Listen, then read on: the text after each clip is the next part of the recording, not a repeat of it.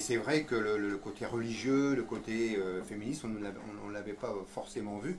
Et apparemment, ce sont les autres à l'extérieur qui s'en aperçoivent.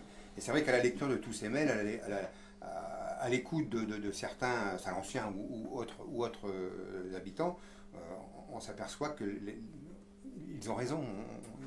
Cette fête va un petit peu trop loin dans l'antiféminisme et dans le religieux.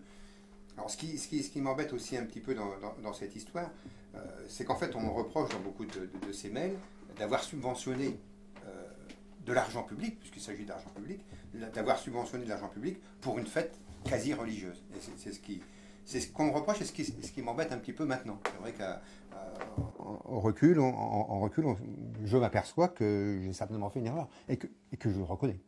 Bon, voilà, maintenant cet argent-là, il est encore dans nos caisses, il n'a pas été distribué, donc vous pensez bien qu'on va le garder.